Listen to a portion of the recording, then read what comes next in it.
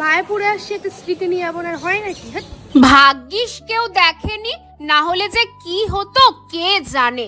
আজকে তো আমরা বাড়ি চলে যাব, তাই সকাল হতেই প্রভুদের থেকে গাছ পাবার লোভে গীতা ভবনের সামনের নার্সারিতে আমি আর বোন চলে এসেছি। আমাদের কপাল এতই খারাপ যে ভেতরে কোনো প্রভুকে দেখতেই পেলাম না।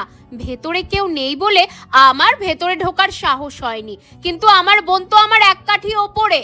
ও সাহস করে ভেতরে চলে গেল কেউ আছে নাকি দেখতে, কিন্তু সেগুড়ে বালি, সত্যি সত্যি ভেতরে কেউ ছিল না। মন খারাপ করে চলেই আসছিলাম, আর রিমি ঋষি পার্কে খেলছিল।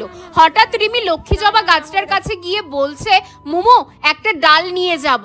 আমি তো 1000 বার বারণ করে রাগ দেখিয়ে চলেই আসলাম, কিন্তু কে শোনে কার কথা। মহারানী একটা ডাল ভেঙে নিয়ে চলেই এলো। এটা নাকি মায়াপুরের স্মৃতি হিসেবে ও বাড়ি নিয়ে যাবে।